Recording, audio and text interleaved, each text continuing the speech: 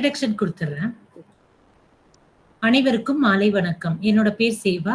இது red fort உடைய 1752வது இடைவிடாத அமர்வுக்கு உங்க எல்லாரையும் வரவேற்கிறதுல மகிழ்ச்சி அடைகிறோம். எங்களோட இணையிற உங்களுக்கு நாங்க அதாவது 365 நாளும் புத்தக மதிப்பாய்வு செய்றோம்.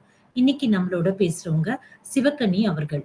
இன்னைக்கு அவங்க பேசுற புத்தகம் சிந்தனைக்கு விருந்தளிக்கும் சின்னஞ்சிறு கதைகள். இப்பொழுது மேடை சிவக்கனி அவர்களுக்கு. நன்றி. நீங்க ஆரம்பிக்கலாம்.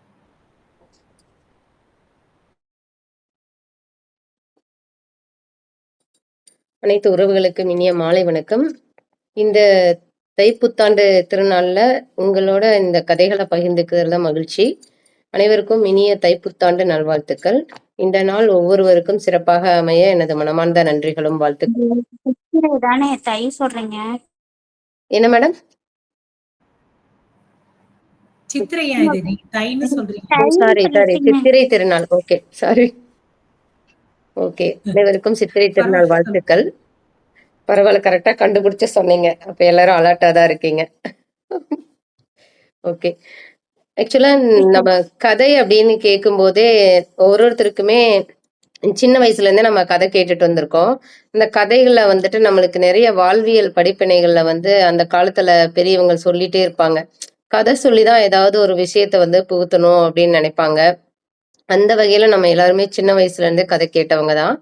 நான் இந்த புத்தகம் எதற்காக வாங்கினேன் அப்படின்னு பாத்தீங்கன்னா, நான் என்னோட பையனுக்கு கதை சொல்லணும் அப்படிங்கறக்காக இந்த புத்தகம் லைப்ரரியில இருந்து எடுத்துட்டு வந்தேன்.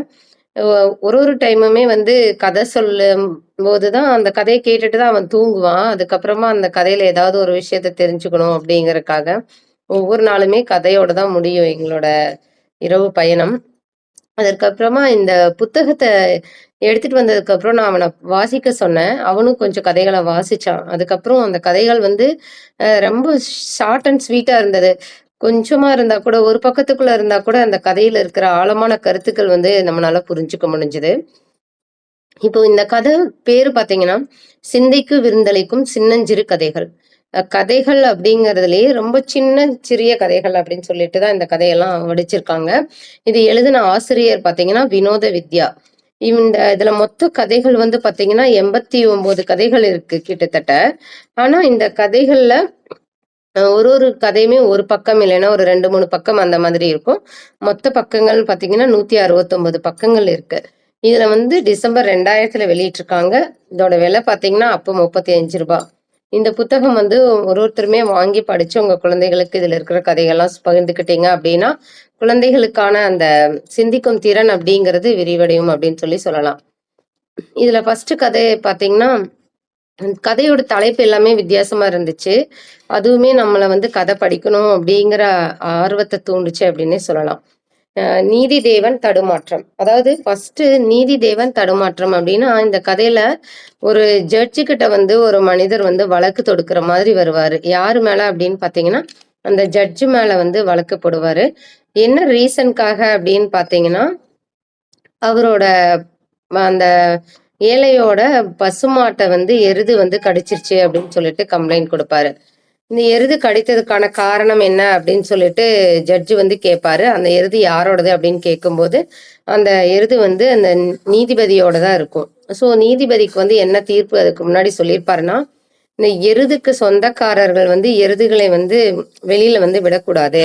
அப்ப விடும்போது அந்த எருது என்னெல்லாம் செய்தோ அதற்கான பொறுப்பை உரிமையாளர் தான் எடுத்துக்கணும் அப்படிங்கிற மாதிரி சொல்லுவாரு. அப்ப அவரோட மாடு அப்படிங்கறனால அவருக்கு என்ன பதில் சொல்றது அப்படிங்கறதே அந்த இடத்துல தெரியாது. ஸோ அந்த டைம் அவர் கொஞ்சம் தடுமாறி இருப்பாரு. ஸோ இந்த இதுல நம்ம என்ன எடுத்துக்கணும் அப்படின்னா, நம்ம ஒருத்தங்களுக்கு சொல்றதுக்கு முன்னாடி அந்த நீதி அப்படிங்கிறது எல்லாருக்குமே பொதுவானது. ஸோ நம்ம அந்த இடத்துல இருக்கிற நீதிக்கு தகுந்த மாதிரி நியாயத்தை நம்ம கொடுக்கணும் அப்படிங்கிறது. ஸோ ஜட்ஜா இருந்தா கூட அவரோட நீதியை கரெக்டா வழங்கணும் அப்படிங்கிறது தான் இந்த இடத்துல நம்ம புரிஞ்சுக்க வேண்டிய கதை. 2வது கதையோட தலைப்பு பாத்தீங்கன்னா, கதவை சாத்த வேண்டியது யார். கதவை சாத்த வேண்டியது யார் அப்படின்னு தலைப்பு கொடுத்துருக்காங்களே அப்படின்னு சொல்லிட்டு பார்த்தா, ஒரு இது இந்த கதையில ஒரு உணர்வு பூர்வமா இருந்துச்சு அப்படின்னு சொல்லலாம். ஒரு காலத்துல ஒரு தாத்தாவும் பாட்டியும் வசிச்சுட்டு வந்தாங்களாம். அப்ப அந்த தாத்தாவுக்கும் அவங்களுக்குமான ஒரு வாழ்க்கை பயணம் போயிட்டு இருக்கு. அப்ப ஒரு நாள் வந்து பாட்டி வந்து உணவு தயாரிச்சுட்டு இருக்காங்க. அப்ப காத்தடிக்கும்போது கதவு வந்து ரொம்ப வேகமா ஆடிட்டே இருக்கு. ஸோ அப்ப பாட்டி சொல்றாங்க, "கதவ சாத்துங்க" அப்படின்னு சொல்லும்போது, தாத்தா வந்து கதவ சாத்த மாட்டேன்னு சொல்லிட்டாரு. அதுக்கு அப்புறம் அவர் கொஞ்ச நேரம் யோசிச்சுட்டு சொல்றாரு, "நம்ம 2 பேர்ல யாரு முதல்ல பேசுறாங்களோ, அவங்க தான் அந்த கதவ சாத்தணும்" அப்படின்னு சொல்லிட்டு. கொஞ்ச நேரம் 2 பேருமே பேசாம மௌனத்துல இருக்காங்க. மௌனம் அப்படியே தொடர்ந்துட்டு இருக்கு. அந்த டைம் வந்து வழிப்போக்கர்கள் வராங்க அந்த வழியா. அவங்க வந்து "வீட்ல யாராவது இருக்காங்களா?" அப்படின்னு சொல்லி கேட்கும்போது, அவங்க 2 பேருமே யாருமே பதில் குடுக்கவே இல்ல. அப்ப பதில் குடுக்காதனால அவங்க 2 பேரும் வீட்டுக்கு வந்து சாப்பிட்டு, அந்த பாட்டி வந்து நெறைய வகையா உணவெல்லாம் தயாரிச்சிருக்காங்க. சூப்பு, கேக் அந்த மாரி நெறைய செஞ்சிருக்காங்க. அத சாப்பிட்டு முடிச்சுட்டு, அவங்க அந்த வழிப்போக்கர்கள் வந்து சொல்றாங்க, "இந்த சூப் வந்து இன்னைக்கு கொஞ்சம் காரம் கம்மியா இருக்கு. இன்னும் கொஞ்சம் தண்ணியா வச்சிருக்கணும்." அப்படிங்கிற மாரி சொல்லுவாங்க. அப்ப யாருக்கா இருந்தாலும், அந்த இடத்துல செஞ்சவங்க வந்து என்ன பண்ணுவாங்க, "இது வந்து கரெக்ட்டா தான் நான் செஞ்சிருக்கேன். நீ பொய் சொல்ற. அது நல்லா தான் செஞ்சிருக்கேன்." அப்படின்னு சொல்லி பாட்டி சொல்றாங்க. அப்போ அ தாத்தா வந்து சொல்றாரு, "நீ தான் வந்து கதவ சாத்தணும்." அப்படின்னு சொல்லிட்டு. ஸோ இந்த கதையில வந்து நம்ம என்ன தெரிஞ்சுக்கிறோம் அப்படின்னா, அ அந்த 2 உறவுகளுக்கான உரையாடல் வந்து எந்த மாதிரி இருக்கு அப்படிங்கிறத நம்ம புரிஞ்சுக்கலாம். அது மட்டும் இல்லாம, அம் நம்ம எப்படி மத்தவங்க கிட்ட நடந்துக்கணும் அப்படிங்கிறது இந்த கதையில தெரியும். நம்ம ஒரு சில நேரங்கள்ல பார்த்தீங்கன்னா, நம்ம பேசாம இருந்து நம்மளோட திங்ஸே வந்து இழக்கிற மாதிரி வாய்ப்புகள் இருக்கு இல்லையா? அந்த மாதிரி இருக்கக்கூடாது. ஸோ இத வந்து இந்த கதையில வந்து நம்ம எடுத்துக்கலாம். அதற்கப்புறம் 3வது கதையா வந்து, "ஒரு நிமிட அலட்சியம்" அப்படின்னு சொல்லிட்டு ஒரு தலைப்பு கொடுத்திருந்தாங்க. இந்த காலம் அப்படிங்கிறது எவ்வளவு முக்கியமானது அப்படிங்கிறது நம்ம எல்லாருக்குமே தெரியும். நம்ம ஒரு டைமுமே வந்து நல்ல ஒரு குவாலிட்டியா நம்ம யூஸ் பண்றோமா, அந்த நேரத்த எப்படி நம்ம பயன்படுத்துறோம் அப்படிங்கிறதெல்லாம், நம்ம ஒவ்வொரு நாளும் இது எல்லாருக்குமே 24 மணி நேரம் தான் குடுத்திருப்பாங்க. அந்த 24 மணி நேரத்த நம்ம எப்படி பயனுள்ளதா மாத்தியிருக்கோமா? அப்படின்னு சொல்லிட்டு அன்றைய நாளில் நம்ம திட்டமிடும்போது மட்டும் தான், அந்த நேரத்த நம்ம எவ்வளவு இழந்திருக்கோம் அப்படிங்கிறது புரியும். அதற்கான ஒரு சின்ன கதை. மீக்ஸியா அப்படிங்கிற ஒரு பையன் இருந்தான். அவனோட குடும்பத்துல வந்துட்டு எல்லாருமே அந்த குறிப்பிட்ட நேரத்துல அவங்களோட வேலைகள வந்து செஞ்சுக்கிற மாதிரி ஒரு பழக்கம் வச்சிருந்தாங்க. இவன் எந்த வேலை செஞ்சாலும், "1 நிமிடம் நான் வந்துர்றேன்" அப்படின்னு சொல்லுவான். ஆனா, உடனே வந்து அந்த வேலைய வந்து செய்ய மாட்டான். அந்த மாதிரி ஒரு நாள் வந்து 1 மணிக்கு அவங்க அம்மா, அப்பா வந்து சாப்பிட கூப்பிடுறாங்க. அப்ப அவன் சொல்றான், "நான் 1 நிமிடத்துல வந்துர்றேன்மா" அப்படின்னு சொல்லிட்டு பதில் சொல்றான். ஆனாலும் அத சொல்லிட்டு அவன் அந்த டைம் புத்தகம் படிச்சுட்டு அவனுக்கு என்ன பிடிக்குதோ அத பண்ணிட்டே இருக்கான். ஸோ இது என்ன ஆகுதுன்னா, கொஞ்ச நாள் ஆனதே அது ஒரு கெட்ட பழக்கமா மாறிடுது. இந்த 1 நிமிடத்துல என்னம்மா ஆகப்போகுது அப்படின்னு சொல்லிட்டு சொல்லுவான். இது கொஞ்ச நாள் ஆனதுக்கு அப்புறமா இவன் ஸ்கூலுக்கு போகும்போது இவன் ஃப்ரெண்ட்ஸ் கூட போயிட்டு இருப்பான். அப்போ அவங்க அம்மா வந்து இவனுக்கு ஷூ லேஸ் வந்து கட்டத் தெரியாது. நல்ல விஷயங்கள்ல வந்து நெறைய விஷயங்கள்ல வந்து கத்துப்பான். ஆனா, அந்த சின்ன விஷயம் ஷூ லேஸ் அப்படிங்கிறது அவனுக்கு கட்டத் தெரியாது. அதுக்கப்புறம் அவன் வேகமா ஸ்கூலுக்கு போறத அவங்க அம்மா தான் டெய்லி கட்டி விடுவாங்க. ஒரு நாள் வந்து அவனே கட்டிட்டு போகும்போது, அந்த என்னாகும்னா கொஞ்சம் தூரம் போகும்போது அவனோட ஷூல வந்து கல்லு வந்து விழுந்துரும். அப்ப ஒரு நாள் அவன் வந்து ஸ்கூலுக்கு போனதுக்கப்புறம் ஒரு போட்டியில வந்து பங்கு பெறலாம் அப்படின்னு நினைக்கும்போது அவனால ஓட முடியாது. வேகமா போயிட்டே இருக்கும்போது என்ன ஆகும்னா, அந்த கல்லு தட்டிரும். அதுக்கப்புறமா அந்த 1 நிமிஷத்துல வந்து அவனோட வாய்ப்ப வந்து அவன் தவற விட்டுருவான். அதுக்கப்புறம் அவன் வீட்டுக்கு வந்து சொல்லுவான், "நான் இன்னைக்கு வந்து 2ண்ட் பிளேஸ் வந்தேன்" அப்படின்னு சொல்லிட்டு அவங்க அப்பாட்ட சொல்லுவான். அதுக்கப்புறம் அவங்க அப்பா சொல்லுவாரு, "பரவால்ல 1 நிமிடம் தானே, இதனால என்ன?" அப்படின்னு சொல்லிட்டு அவங்க அப்பா வந்து சொல்லுவாரு. அப்பதான் அவன் வந்து ரியலைஸ் பண்ணுவான், நம்ம 1 நிமிடம் அப்படிங்கிறது வாழ்க்கையில எவ்வளோ ஒரு முக்கியமான விஷயம் அப்படிங்கிறத அவன் புரிஞ்சுக்குவான். இந்த இடத்துல நம்ம என்ன புரிஞ்சுக்கணும் அப்படின்னா, காலம் அப்படிங்கிறது இந்த 1 நிமிடத்துல நம்ம பார்த்தீங்கன்னா, ஒரு ஒரு ஆப்ரேஷனே பண்றாங்கன்னா, அந்த 1 நிமிடத்துல அந்த உயிருக்கு நம்ம எவ்வளோ ஒரு உன்னதமான மதிப்ப குடுத்து, ஒரு அறுவை சிகிச்சை மேற்கொள்வதாகட்டும், ஒரு உயிர் காக்கும் பணியை செய்யறட்டும், அந்த நிமிடம் அப்படிங்கிறது ரொம்ப முக்கியமா இருக்கும். அதே மாரி ஒரு பயணத்துக்கு போறோம் அப்படின்னா, ஒரு பேருந்தையோ அல்லது ரயிலையோ நம்ம தவற விடாம, அந்த நேரத்துக்கு போய் பிடிக்கணும் அப்படின்னா, நேரம் அப்படிங்கிறது ரொம்ப இன்றியமையாதது அப்படின்னு சொல்லிட்டு சொல்லலாம். ஸோ நேரத்த நம்மளும் வந்து கரெக்ட்டா நேரத்தோட அருமைய உணர்ந்து நம்ம ஃபாலோ பண்ணணும் அப்படிங்கிறது இந்த கதையில சொல்லியிருக்காங்க. அதுக்கப்புறம் குப்பையும் உப்பும் அப்படின்னு சொல்லி தலைப்பு எழுதியிருந்தாங்க. இது என்னடா குப்பையும் உப்பும் இருக்கே அப்படின்னு சொல்லி பார்த்தா, ஒரு டெய்லர் வந்து அவரு அவங்க 3 பொண்ணுங்க இருந்திருக்காங்க அந்த தையல்காரருக்கு. அவர் என்ன பண்றாருன்னா, அவரு துணி தைக்கிற வேலை தான் செஞ்சுட்டு இருக்காங்க. அவங்க 3 பொண்ணுங்களுக்கும் வந்து குளிர்காலம் வரனால, ஒரு நல்ல ஒரு கோட் செய்யலாம் அப்படின்னு சொல்லி முடிவு பண்ணியிருக்காரு. அதுக்கப்புறமா அவர் காலையில இருந்து அந்த வேலைய செய்யலாம் அப்படின்னு செஞ்சுட்டு இருக்கும்போது, கொஞ்சம் கொஞ்சமா வந்து அந்த குப்பைகள்லாம் சேருது. அப்ப பொண்ணு வந்து என்ன பண்றாங்கன்னா, கூட்டிட்டு அந்த குப்பைய கொண்டு போய் கொட்டாம அந்த இடத்துல வச்சுர்றாங்க. 2வது பொண்ணும் அதே மாரி செய்றாங்க. 3வது மகளும் வந்து திரும்பவும் அதே மாதிரி அந்த குப்பையெல்லாம் ஒண்ணா சேர்த்து வச்சுர்றாங்க. அதற்கப்புறமா அவங்க வந்து ஒரு உணவு சாப்பிடறதுக்காக எடுத்துட்டு வராங்க. அப்போ அவங்க தையல்காரர் கேட்குறாரு, "கொஞ்சம் உப்பு கொண்டு வாப்பா" அப்படின்னு சொல்லி கேட்குறாங்க. அப்போ உப்பு எடுத்துட்டு வராங்க. உப்பு கொண்டு வந்து குடுக்கும்போது, உப்பையும் எடுத்து லைட்டா அவர் அந்த குப்பை மேல தூவுறாரு.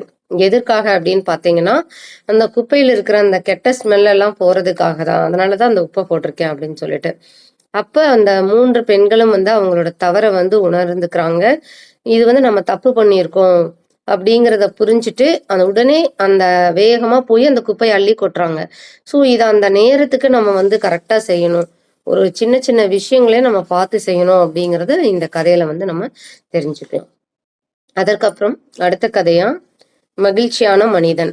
மனிதன் அப்படிங்கிறவங்க நம்ம அ ஒரு சாதாரணமா பார்த்தீங்கன்னா, இன்னைக்கு எந்திரிச்சதுலேருந்து நம்ம ஒரு மகிழ்ச்சியா இருக்கிறோமா அப்படின்னா, அன்றைய நாள்ல நம்ம எந்தெந்த விஷயங்களுக்காக மகிழ்ச்சியா இருந்தோம் அப்படிங்கிறதெல்லாம் நம்ம ஒரு பட்டியல் போட்டோம்னா, அது ஒரு மிகப்பெரிய பட்டியலா வரும். இந்த கதையில வந்து பார்த்தீங்க அப்படின்னா, ஒரு அரசன் இருக்காங்க. அவரு என்ன பண்றாருன்னா, அவருக்கு ஒரு வியாதி வந்துருச்சு. அந்த வியாதி சரியாகறக்கு அவரு ரொம்ப யோசனை பண்ணிட்டு, அவங்களோட அமைச்சரவையில இருக்கிற ஆலோசனைக்கு ஒரு மந்திரிய கூப்பிட்டு கேட்கிறாரு. அப்ப அந்த மந்திரி சொல்றாரு, "யாரு வந்து உலகத்திலேயே ரொம்ப மகிழ்ச்சியா இருக்காங்களோ, அவங்களோட சட்டைய நீங்க வாங்கி போட்டுக்கோங்க. அப்ப வந்து நீங்க மகிழ்ச்சியா இருக்கலாம்." அப்படின்னு சொல்லி சொல்றாங்க. அப்ப அந்த ராஜா வந்து எல்லா பக்கம் மகிழ்ச்சியான மனிதர்களை தேடி வந்து ஓடுறாரு. எங்கு தேடியும் ஒரு ஏதாவது ஒரு மனிதர்கள்கிட்ட ஏதாவது ஒரு விஷயம் துன்பம் நிறைந்ததாவோ, அல்லது கவலை இருக்கிற மாதிரி இருக்குது. இல்லைன்னா ஒருத்தன் வந்து ரொம்ப பணக்காரனா இருக்கான். ஆனா அவன்கிட்ட சந்தோஷம் இல்ல. ஒருத்தன் ஏழையா இருக்கான். அவன்கிட்ட மகிழ்ச்சி இருக்கு. ஒருத்தன் வந்துட்டு அவன் நல்ல ஒரு ஃபேமிலி அமைஞ்சிருக்கு அப்படின்னு பார்த்தீங்கன்னா, அவங்க மனைவிக்கிற்கும் அவங்களுக்குமான அந்த இணக்கம் வந்து சரியா இல்லாம இருக்கும். இந்த மாதிரி ஒவ்வொரு விஷயங்களா நம்ம போயிட்டே இருக்கும்போது, ஒரு வீட்ல வந்து ஒருத்தன் அவன் வந்து சொல்லிட்டு படுக்கிறான். "அப்பாடா இன்னைக்கு நல்லபடியா இருந்துச்சு. நாள் மகிழ்ச்சியா இருந்தது. எந்த ஒரு கவலையும் இல்லாம இன்னைக்கு நல்லா சாப்பிட்டோம். நிம்மதியா தூங்கணும்." அப்படின்னு சொல்லிட்டு அவன் தூங்க போறான். அப்ப வந்து இந்த வீட்ல தான் வந்து மகிழ்ச்சியான மனிதன் இருக்கான். அப்படின்னு சொல்லிட்டு அந்த காவலாளிகள் உள்ள போய் அவங்கள பார்க்குறாங்க. பார்க்கும்போது, அந்த மனிதன் கிட்ட இருக்கிற சட்டைய நம்ம எடுத்துட்டு போய் ராஜா கிட்ட குடுக்கலாம் அப்படின்னு சொல்லி யோசிக்கிறாங்க. அப்ப பார்த்தா அந்த மனிதர் வந்து சட்டையே போடல. இதிலிருந்து என்ன தெரியுது அப்படின்னு பார்த்தீங்கன்னா, அவன் சட்டை இல்ல அப்படிங்கிறத விட, ஒரு சா மிக ஒரு அவன் சொல்லுவான், "நீங்க என்ன இது பண்றதுங்களே, என்கிட்ட சட்டை வாங்குறதுக்கு கூட காசு இல்ல. நான் ரொம்ப ஏழை" அப்படின்னு சொல்லிட்டு.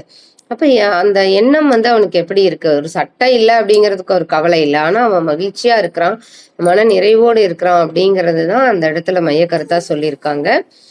ராஜா வந்து அப்ப யோசிக்கிறாரு. நமது எண்ணத்தை தான் நம்ம மாத்தணும்.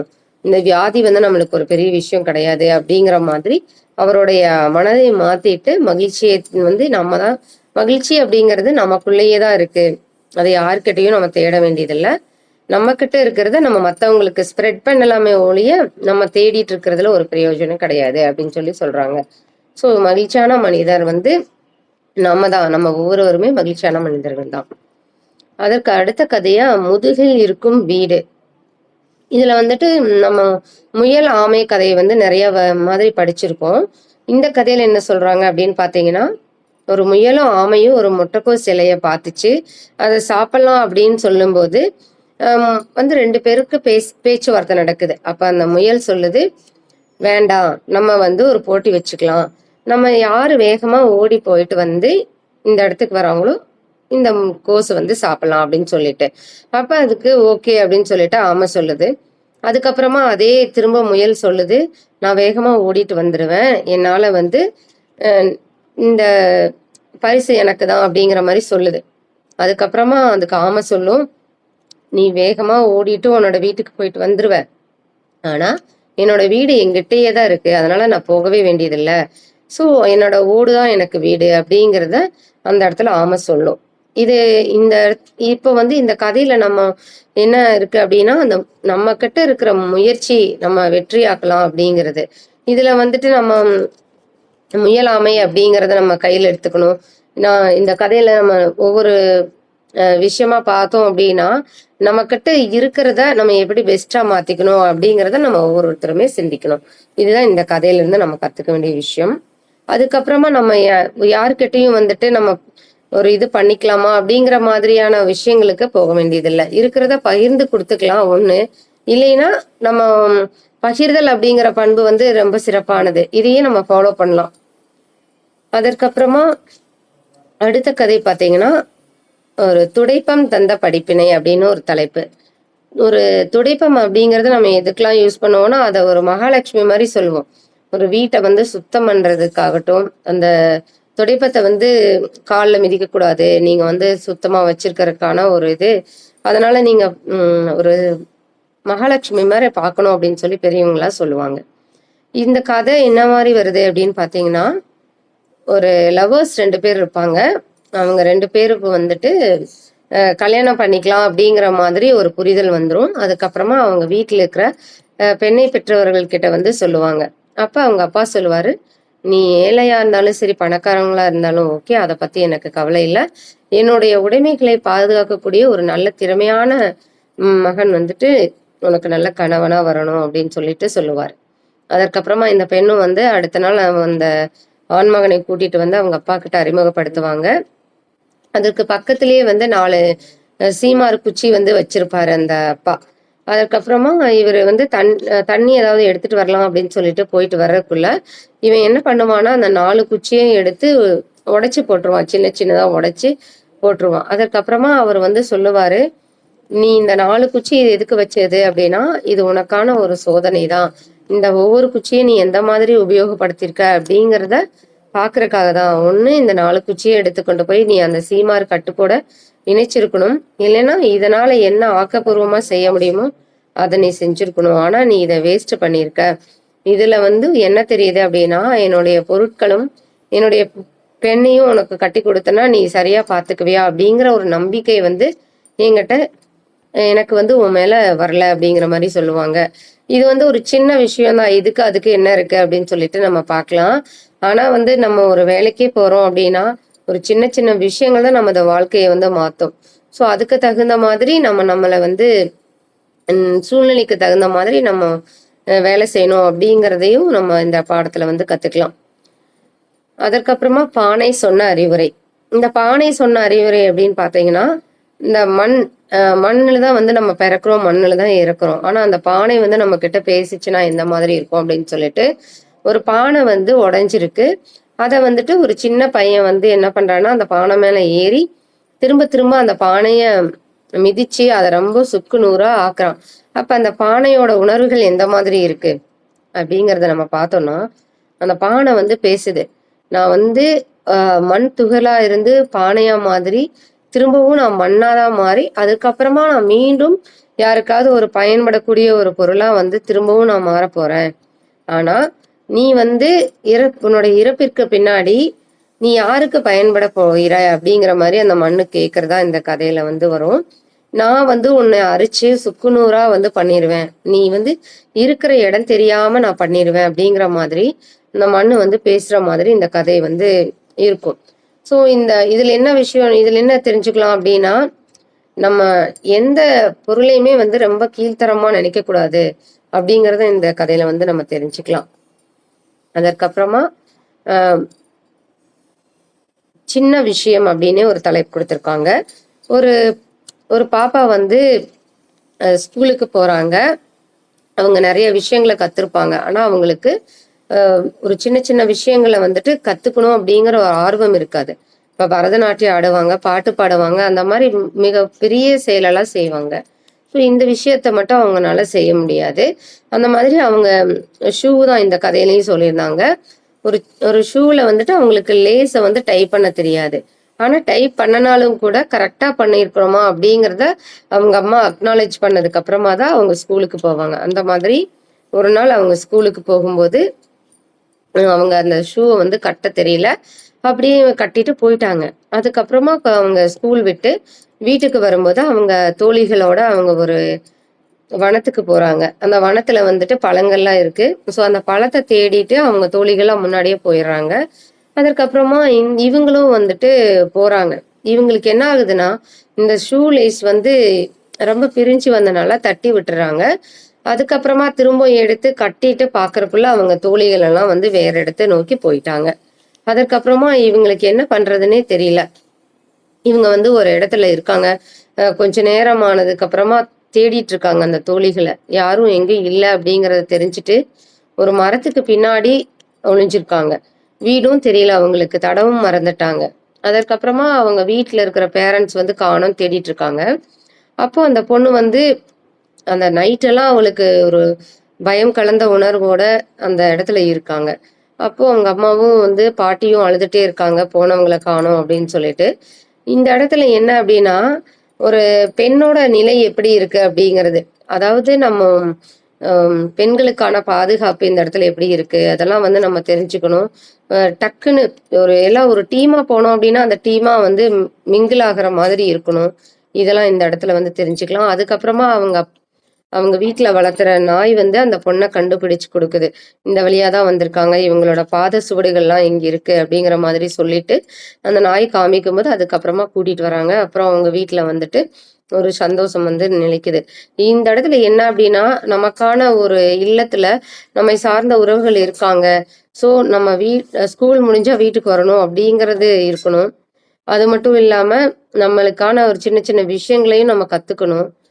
ஒற்றுமையா நம்ம எல்லார் கூடயும் ஒண்ணா இணையணும் அப்படிங்கிறதெல்லாம் இந்த கதை மூலியமா நம்ம தெரிஞ்சுக்கலாம். அதற்கப்புறமா மதுவும் செங்கல்லும் அப்படின்னு சொல்லிட்டு ஒரு கதை. இது பார்த்தீங்கன்னா, இந்த விரதம் இருக்கிறவங்களுக்கெல்லாம் வந்துட்டு சொல்லுவாங்க. இன்னைக்கு வந்து தண்ணி மட்டும் குடிச்சுக்கலாமா? அப்படின்னு சொல்லிட்டு கேட்பாங்க. ஒரு அரேபிய பையன் வந்து கேட்குறான். அவன் பேரு வந்து முகமது சலீம். இவர் என்ன பண்றாருன்னா, அந்த பெரியவர்கிட்ட கேட்குறாங்க. ஐயா, நான் இந்த மாரி விரதம் இருக்கலாம்னு நினைக்கிறேன். நான் வந்து இன்னைக்கு தண்ணி மட்டும் குடிச்சுக்கலாம் அப்படின்னு நினைச்சிட்டு இருக்கேன் அப்படின்னா. பரவாயில்ல, நீங்க அத குடிங்க, தப்பில்ல அப்படின்னு சொல்லிட்டு. அதற்கப்புறமா சொல்லுவான், நான் 2 பேரிச்சம்பழம் மட்டும் சாப்பிட்டுக்கிறேன் அப்படின்னு சொல்லிட்டு சொல்லுவான். அதுக்கப்புறமா சொல்லுவான், நான் கொஞ்சம் புளிப்பான ஐட்டங்கள் மட்டும் எடுத்துக்கிறேன் அப்படின்னு சொல்லிட்டு. இந்த மாதிரி சின்ன சின்ன விஷயங்களா அவன் ஆட் பண்ணிட்டே வரும்போது ஒரு ஸ்டேஜ்ல வந்து சொல்லுவான், அதுக்கு நான் வந்து அந்த மது பழச்சாறு அப்படின்னு சொல்லிட்டு பேரீச்சை பழச்சாறு இருக்கும் இல்லைங்களா? அத நான் வந்து எடுத்துக்கிறேன் அப்படின்னு சொல்லுவான். அதுக்கு அவரு சொல்லுவாரு, இந்த இதுக்கு விரதத்துக்கு இதனால ஒண்ணும் பெருசா ஒண்ணும் மாறப் போறதில்லல்ல அப்படின்னு சொல்லி அவன் சொல்லுவான். அப்போ அதுக்கு அவரு சரியான ஒரு புரிதல் குடுக்கணும் அப்படிங்கிறக்காக என்ன பண்ணுவாருன்னா, நீங்க ஃபர்ஸ்ட்டு நான் உங்க தலையில வந்து கொஞ்சம் மண்ணு மட்டும் லைட்டா தூவுறேன். அதனால ஒண்ணுமே ஆகாது. வெறும் தண்ணிய மட்டும் ஸ்பிளாஷ் பண்ணும்போது, அது ஒரு ஸ்ப்ரே மாரி உங்களுக்கு இருக்கும். இதே நான் உங்களுக்கு அந்த 2யும் கலந்து உங்க மேல போட்டேன்னா, அது எந்த மாதிரி இருக்கும் அப்படின்னு சொல்லிட்டு சொல்லுவாங்க. அப்ப அவரு யோசிப்பாரு, நான் இது தப்பா நெனச்சுட்டேன். அந்த விரதம் அப்படிங்கிறது நமது உடலுக்கு நம்ம குடுக்க வேண்டிய ஒரு உன்னதமான ஒரு பயிற்சி. இத நம்ம எந்த அளவுக்கு ஏற்கிறோமோ, அதுதான் வந்து நம்மளுடைய இறை தன்மையும் வந்து இருக்கும். அப்படிங்கிறதெல்லாம் வந்து இந்த கதையில சொல்லியிருப்பாங்க.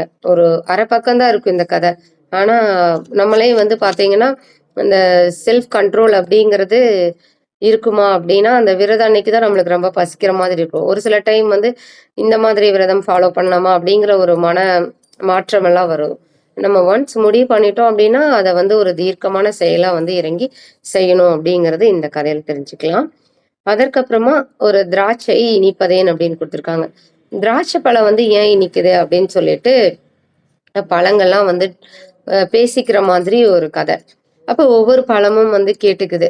"நீ ஏன் இனிப்பா இருக்க?" அப்படின்னு சொல்லிட்டு, ஒவ்வொரு பழமும் அதோட பெருமைகள வந்து சொல்லிட்டு இருக்கு. அப்ப திராட்சை பழத்திட்ட வந்து கேட்குறாங்க. "நீ மட்டும் ஏன் வந்து ரொம்ப ஒரு இனிப்பும், புளிப்பும் கலந்த மாதிரி இருக்க? உன்னை சாப்பிட்டா வந்து நெறைய வியாதிகள்லாம் குணமாகுதுன்னு சொல்றாங்களே!" அப்படின்னு சொல்லி கேட்கும்போது, அந்த பழம் வந்து சொல்லுது, "நீங்கலாம் எல்லாருமே வந்து தனித்தனியா தான் வரீங்க. ஆனா நான் வந்து ஒரு கொத்தா எப்போதும் ஒரு நம்பிக்கையின் சின்னமா ஒரு ஒற்றுமையா ஒண்ணோட ஒண்ணு நாங்க எல்லாரும் இணைஞ்சு தான் இருப்போம். ஸோ அந்த மாதிரி இருக்கிறனால, நாங்க என்னைக்குமே வந்து சுவையா இருப்போம்." அப்படிங்கிற மாரி திராட்சை வந்து பகிர்ந்துக்குது, அந்த பழங்கள் கிட்ட அப்படிங்கிற மாரி சொல்லியிருப்பாங்க இந்த கதையில. இது பார்த்தீங்கன்னா, ஒரு அரை பக்கம் தான் இருக்கும் இந்த கதை.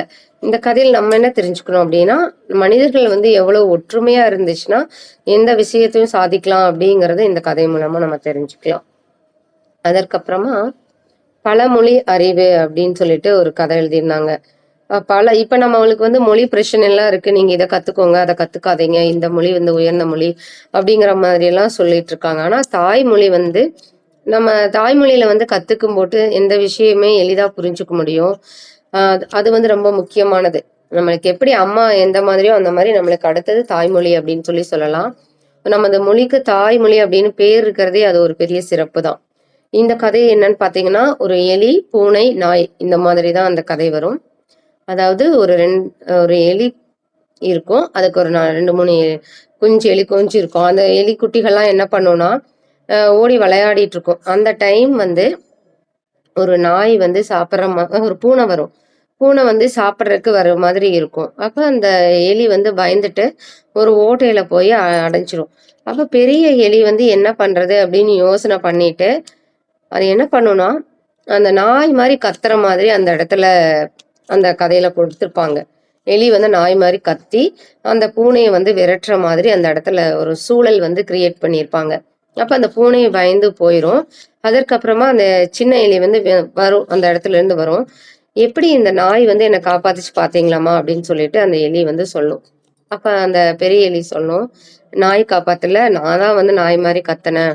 ஸோ நம்ம வந்து எல்லா விஷயங்களையும் நம்ம தெரிஞ்சுக்கணும். ஒரே ஒரு மொழி மட்டும் நம்மளுக்கு தெரிஞ்சுனா, நம்மனால வந்து இந்த உலகத்துல வந்து இயங்க முடியாது." அப்படிங்கிற மாரி இந்த கதையில நம்ம புரிஞ்சுக்க முடியும். ஸோ இப்ப நம்ம மொழிய பத்தி பேசும்போது, இப்ப நம்மளுடைய கருத்துக்கள பகிர்ந்துக்கணும் அப்படின்னா, இப்ப தமிழ் தெரியுது அப்படின்னா, தமிழ்காரங்களுக்கு மட்டும் தான் புரியும். அதே சமயம் ஒரு ஒரு காயே வாங்கணும் அப்படின்னா, அவங்களுக்கு ஒரு ஹிந்தி தெரியுதுன்னா, ஹிந்தி மொழியும் கத்துக்கணும். ஆங்கிலம் பேசுறாங்கன்னா, அதையும் தெரிஞ்சுக்கணும். இது தெரிஞ்சுக்கிறனால நம்மளுக்கு என்னங்க யூஸு? அவங்க வேணா தெரிஞ்சுக்கட்டும் அப்படின்னு நினைச்சுக்கிறதுல வந்து என்னன்னு பார்த்தீங்கன்னா, ஒவ்வொருத்தரும் அந்த மாதிரியே நினைக்கும்போது என்ன ஆகுதுன்னா, நம்மளுடைய மொழி திறமை வந்து கத்துக்க முடியாது. அது மட்டும் இல்லாம, ஒரு உறவுகளே வந்து நம்மளுக்கு ஒரு பலப்படுது அப்படின்னா, உங்களுக்கு அந்த மொழி அப்படிங்கிறது தெரிஞ்சா தான் வந்து நீங்க அவங்க கிட்ட பேசவே முடியும். அவங்களுக்கான ஒரு உணர்வுகளையும் நம்மளால புரிஞ்சுக்க முடியும். ஸோ, அதற்கு மொழி வந்து ரொம்ப முக்கியம். ஸோ, நம்ம வந்து என்ன பண்ணலாம்னா, நம்ம குழந்தைகளுக்கு வந்து எந்த அளவுக்கு மொழிகள வந்து குடுக்க முடியுமோ, அந்த அளவுக்கு திறமைய வந்து வளர்த்து விடலாம். நாமளும் வந்துட்டு புதுசா ஏதாவது ஒரு மொழிகள வந்து கத்துக்கும்போது, நம்ம வந்து ஒரு புதுமையான மனிதர்கள் ஆக முடியும். அத பத்தின தெரிஞ்சுக்கணும் அப்படிங்கிற ஒரு ஆர்வம் ஏற்படும்போது, நமது மூளையும் வந்து சிந்திக்க தொடங்கும். அப்ப மூளை சிந்திக்க தொடங்கும்போது உங்களுக்கான ஆயுட்காலமும் அதிகரிக்கும். அப்படின்னு சொல்றாங்க அறிவியலாளர்கள். ஸோ மொழி வந்து நம்மளுக்கு முக்கியம் வாழ்க்கையில. அதற்கப்புறமா அன்பின் அன்பின் கருணை. அதாவது இப்ப வந்து கடவுள் வந்து நம்மளுக்கு எப்படியெல்லாம் வந்து அ தினம் தினம் வந்து செயல் புரிகிறார் அப்படின்னு சொல்லிட்டு ஒரு கதை இந்த கதை. இதுல வந்து கடவுள் கிட்ட போயி ஒரு மனிதன் வேண்டுற மாதிரியான ஒரு நிகழ்வு. அந்த இடத்துல வந்து அவன் கேட்கிறான், ஒரு குளிர்காலத்துல வந்து என்னெல்லாம் வேலைகள் நடக்குமோ, இப்ப வந்து ஒரு ரெயின் ம குடை விக்கிற வியாபாரி அப்படின்னா, அவருக்கு வந்து அந்த மழை வரணும் அப்படிங்கிற மாரி ப்ரேயர் பண்ணுவாங்க. மத்த தொழில் செய்றவங்க வெயில் அடிக்கணும் அப்படிங்கிற மாதிரி ப்ரேயர் பண்ணுவாங்க. ஒரு சிலர் பார்த்தீங்கன்னா, அந்த டீ விக்கிறவங்க அவங்கலாம் பார்த்தீங்கன்னா, கொஞ்சம் குளிரும் மழையும் கலந்த மாரி இருக்கணும் அப்படிங்கிற மாதிரியெல்லாம் ஒவ்வொரு சூழலுக்கு தகுந்த மாதிரி நம்மளுக்கு இருக்கணும் அப்படின்னு சொல்லிட்டு, கடவுள்கிட்ட ஒவ்வொருவருடைய பிரார்த்தனை வந்து ஒவ்வொரு விதமா இருக்கும். அந்த மாதிரி ஒரு டைம் வந்து ஒருத்தர் கேட்டுட்டு இருக்கும்போது, அந்த இன்னொரு மனிதர் வந்து கேட்குறாங்க. "எப்படி உங்க கடவுள் வந்து எல்லாருக்குமே வந்து பிரார்த்தனைகள வந்து நிறைவேற்றுவாரா?" அப்படின்னு சொல்லி கேட்கும்போது, அந்த மனிதன் வந்து சொல்றாங்க, "எல்லாருக்கும் வந்து ஒரே சமயத்துல நிறைவேற்ற முடியாது. ஆனா ஒவ்வொரு சமயமாக கடவுள் நிறைவேற்றுவார்." அப்படின்னு சொல்லிட்டு. போன வாரம் வெயில் அடிச்சது. இந்த வாரம் மழை பெஞ்சது. அடுத்த வாரம் குளிரும், வெயிலும் கலந்த மாதிரி இருக்கு அப்படின்னு சொல்லிட்டு. ஸோ இந்த அதாவது சொல்லுவாங்க, "காற்றுள்ள போதே தூற்றிக்கொள்" அப்படின்னு சொல்லிட்டு. நம்மளுக்கு எந்த நேரத்துக்கு தகுந்த மாதிரி எந்த ஒர்க் பண்ணணும் அப்படிங்கிறத இந்த விஷயத்துல வந்து நம்ம தெரிஞ்சுக்கணும். இது கடவுள் அப்படிங்கிறது எல்லாருக்குமே வந்து கருணை அளந்துட்டே தான் இருப்பாரு. அது நம்ம மனசுகிட்ட இருந்து தான் இருக்கு. நான் இந்த விஷயத்த செய்யணும் அப்படின்னு நான் முடிவு பண்ணிட்டேன்னா, என்னோட முயற்சி இல்லாம அந்த இறை அருள் கிட்ட மட்டும் வேண்டுனா பத்தாது. நம்ம முயற்சியும், பயிற்சியும் கண்டிப்பா தேவை அப்படிங்கிறது இந்த கதையில புரிஞ்சுக்கலாம். அதற்கப்புறம் மெதுவாக பேசுங்கள் அப்படின்னு சொல்லிட்டு ஒரு கதை. மெதுவா பேசுறது அப்படின்னா, நம்ம ஒரு சொல்றோம் அப்படின்னா என்னடா வேணும் உனக்கு? இல்ல போங்க பேசுங்க. அப்புறமேல் பேசிப்போம். இப்போ மெதுவா பேசுங்க அப்படின்னு சொல்லுவாங்க. அதாவது பேச்சுல வந்து ஒரு இனிமை இருக்கணும். மத்தவங்க மனச கஷ்டப்படுத்தக்கூடாதுன்னு சொல்லுவாங்க. அப்புறம் ஒரு துடிப்போட பேசணும். நம்ம சொல்ற விஷயங்கள வந்து எளிதா புரிஞ்சுக்கிற மாதிரி இருக்கணும். இந்த மாரி ஒரு பேசுறதுக்கு வந்து நெறைய அடுக்கிட்டே போலாம். இந்த மாரி இந்த கதையில என்ன அப்படின்னு பார்த்தீங்கன்னா, ஒரு 80 வயசு விவசாயி அவருடைய விளைநிலத்த வந்து உழுது வேலை செஞ்சுட்டு இருப்பாங்க. அவரும் அவரோட பையனும் சேர்ந்து செஞ்சுட்டு இருப்பாங்க. அப்ப அந்த பையன் வந்து ஒரு சமயம் வந்து வரப்புக்கு போயிருப்பாங்க. ஒரு வேலையா போயிருப்பாங்க. அந்த டைம் வந்து ஒரு சீன மனிதர் வந்து வராரு. அப்ப அவர் கேட்கிறாரு, "80 வயது ஆகிவிட்டும் இன்னும் நீங்க உழைச்சிட்டு இருக்கீங்களே!" அப்படின்னு சொல்லிட்டு. "இதற்கு நீங்க பேசாம 2 மாட்ட வச்சு நீங்க வேலை செய்யலாம்ல?" அப்படின்னு சொல்லி கேட்கும்போது, அவரு சொல்லுவாரு, "மாட்ட வச்சு வேலை செய்யலாம். ஆனா, என்னுடைய உடல்ல இருக்கிற வலிமை வந்து என்கிட்ட இருக்கு. இத வந்து நான் எதுக்காக நான் இன்னைக்கு வந்து விளைநிலத்துல இறங்கி நான் வேலை செய்றேன். அப்ப நான் என் பையனுக்கு 80 வயசு ஆகும்போது, அவன் என்ன நெனச்சு பாப்பான். அப்ப என்னுடைய வலிமை அதே அளவுக்கு அவனோட பையனுக்கும் இருக்கணும். அப்படிங்கிற எண்ணத்த நான் விதைக்கணும். அதனால தான் நான் அந்த மாதிரி செஞ்சேன் அப்படின்னு சொல்லுவாரு. அதப்ப அவரு அப்ப சொல்லும்போது அந்த விவசாயி சொல்லுவாரு, "நீங்க மெதுவா பேசுங்க. நீங்க சொல்ற விஷயம் என் பையனுக்கு கேட்டிருந்தா கூட, அந்த அ அந்த விஷயம் வந்து அவனுடைய காதில் விழுகும்போது, அது தவறாக முடிவெடுக்கக்கூடிய வாய்ப்பு இருக்கு அப்படின்னு சொல்லிட்டு. ஸோ நம்ம என்ன விதைக்கிறோம் அப்படிங்கிறத ஒவ்வொரு நாளுமே நம்ம யோசிக்கிறோமா அப்படிங்கிறத இந்த கதையில பார்க்கணும். அதாவது அ இப்ப நம்ம இன்றைய நவீன உலகத்துல வந்துட்டு நேரத்த சேவ் பண்றேன் அப்படின்னு சொல்லிட்டு, நம்ம எத்தனையோ விஷயங்கள வந்து கையாளுவோம். அது மட்டும் இல்ல, இவர்கிட்ட இருக்கிற ஒரு ஆ அவருடைய ஆயுட்காலம் இவ்வளவு நாள் இருந்திருக்கு அப்படின்னா, அவர் செஞ்ச வேலையோட பயன் அப்படின்னு சொல்லலாம். ஸோ, அது மாதிரி நம்ம ஒவ்வொருவருமே வந்துட்டு, நம்ம சொல்லக்கூடிய நல்ல விஷயங்கள வந்துட்டு, ம் நல்ல அன்போட பகிர்ந்துக்கிறத வந்து கொஞ்சம் சத்தமா பேசுவோம். இந்த மாரி ஒருத்தங்க கிட்ட ஒரு சஜஷன் சொல்றோம் அப்டின்னா, அத ஒரு மெதுவாவும், அவங்களுக்கு ஒரு தனிப்பட்ட முறையில வந்து பகிர்ந்துக்கலாம் அப்டிங்கிறது இந்த கதையில நம்ம தெரிஞ்சுக்கலாம். அதற்கப்புறம் நம்பிக்கை அப்படிங்கிறது ஒரு மனிதருக்கு எவ்வளவு முக்கியம் அப்படிங்கிறது நம்ம எல்லாருக்குமே தெரியும். இந்த நம்பிக்கை இதுல வந்து பயனற்ற நம்பிக்கை அப்படின்னு சொல்லிட்டு நம்ம யோசிச்சிருக்கோமா அப்படின்னு பார்த்தா இல்ல. நெறைய டைம் பார்த்தீங்கன்னா, பயனற்ற நம்பிக்கை நம்மகிட்டயே இருக்கு. ஆனா, அத நம்ம கடந்து போயிட்டே தான் இருப்போம். ஒரு ஒரு நாளும் நம்ம நம்பிக்கையோட இருக்கிற மாதிரி, ஒரு சின்ன சின்ன பொருட்கள கூட நம்ம சரிவர பயன்படுத்தாம அது அப்படியே சரியாயிரும். இது இப்படி சரியாயிரும் அப்படின்னு சொல்லிட்டு ஒரு அதீத நம்பிக்கை அப்படிங்கிற மாதிரி சொல்லலாம். இதுக்கு வந்து பயனற்ற நம்பிக்கைன்னு தலைப்பு வச்சிருந்தாங்க. இதுல வந்து ஒரு ஆன்மீக சொற்பொழிவாளர் வந்து ஒரு விலை உயர்ந்த கடிகாரம் வாங்கியிருப்பாரு. ஒரு சுற்றுலா செல்லும்போது. அந்த கடிகாரத்த வந்து அவரு ரொம்ப நாளா வச்சு பார்த்துட்டே இருப்பாரு. அவர் ரூ. 1000க்கு கடிகாரம் வாங்கியிருக்காருன்னா, ஒரு 20 தடவைக்கு மேல அந்த கடிகாரத்த பழுது பார்க்கதற்கான நேரத்தை செலவு பட்டிருக்காரு. அது மட்டும் இல்லாம, அதற்கான விலையும் வந்து கூடுதலா குடுத்திருப்பாரு. ஸோ அந்த மாதிரி குடுக்கும்போது, அவரு ஒரு நாள் வந்து யோசிப்பாரு. இந்த மாதிரி நம்ம அந்த கடைக்காரர்கிட்டயே கேட்பாரு. நான் வந்து ரூ. 1000க்கு வாங்குனேன். ஆனா நான் ரூ. 2000க்கு மேல செலவு பண்ணிட்டேன் அப்படின்னு சொல்லும்போது, அவரு சொல்லுவாரு, "இந்த ஒரு டைம் நான் செஞ்சு குடுத்தாலும் கூட, இதோடைய உழைப்பு எந்த அளவுக்கு இருக்கும் அப்படிங்கிறது தெரியாது. அதனால நீங்க இந்த கடிகாரத்த மாத்திருங்க" அப்படின்னு சொல்லுவாரு. அப்ப அவன் சொல்லுவான், "நான் எவ்வளவு நாளா இந்த கடிகாரத்த வச்சிருந்தேன். இந்த கடிகாரம் ஒரு மெமரி திங்ஸ் மாரி நான் வச்சிருந்தேன்" அப்படிங்கிற மாதிரி அவரு எக்ஸ்பிளைன் பண்ணுவாரு. அப்ப அவரு இந்த மாரி தேவையில்லாம நம்பிக்கை வச்சுட்டு, உங்களோட நேரத்த வந்து விரயம் பண்ணாதீங்க. இந்த நேரம் அப்படிங்கிறது எவ்வளவு முக்கியம் அப்படிங்கிறத நம்ம ஒவ்வொரு நாளுமே பார்த்துட்டுருக்கோம். நீங்க இந்த வாட்ச் வச்சு தான் பார்க்கணுன்ட்டு இல்ல. ஸோ உங்களுக்கு தகுந்த மாதிரி எது விலை குறைவா இருக்கா அப்படிங்கிறது முக்கியம் கிடையாது. அந்த பொருளோட தரம் எப்படி இருக்கு அப்படிங்கிறத பார்த்துட்டு நீங்க அந்த உங்களோட பயனற்ற நம்பிக்கைய வந்து நீங்க களைஞ்சிருங்க. அப்படிங்கிற மாரி அந்த இடத்துல ஒரு அறிவுரை கூறுற மாதிரி இருக்கும் இந்த கதை. ஸோ நம்மளும் வந்து பார்த்தீங்கன்னா, நெறைய பொருட்கள வாங்கி வச்சிருப்போம். அது இதுக்கு இதுக்கு உபயோகமா இருக்கும், அதுக்கு உபயோகமா இருக்கும் அப்படின்னு சொல்லிட்டு நம்ம வச்சுட்டே இருப்போம். அது வீணா வந்து நம்ம ஒரு குப்பை மாரி சேர்ந்துட்டே தான் இருக்கும். அது மாதிரி தான் நம்மளுடைய எண்ணங்களுமே வந்து நம்ம இத செய்யலாமா, அத செய்யலாமா அப்படின்னு யோசிச்சுட்டு நெறைய விஷயங்கள நம்ம பண்ணிட்டு அப்படின்னு நெனைப்போம். ஆனா நெறைய விஷயங்கள தவிர்த்துருவோம் பண்ணாம. இன்னைக்கு இத பண்ணணும், அத பண்ணணும்னு நெறைய அப்படியே யோசிச்சுட்டே இருப்போம். கடைசியில எதையுமே பண்ணாம விட்டுருவோம். அந்த மாதிரிலாம் இல்லாம நம்ம நம்பிக்கை வந்து ரொம்ப சிறப்புடையதா இருக்கணும் அப்படிங்கிறத இந்த கதையில தெரிஞ்சுக்கலாம். அதற்கப்புறம் ஒரு குரல் வந்து எவ்வளோ தூரம் போகும் அப்படிங்கிறதுக்கு ஒரு கதை. நீண்ட தூரம் போகும் குரல் அப்படின்னு சொல்லிட்டு. ஒரு உயர்ந்த வயதான மனிதர் ஒருத்தர் இருப்பாரு. அவங்களுக்கு ஒரு 3 பையன் இருப்பாங்க. அந்த 3 பேருக்குமே கல்யாணம் ஆயிடுக்கும்.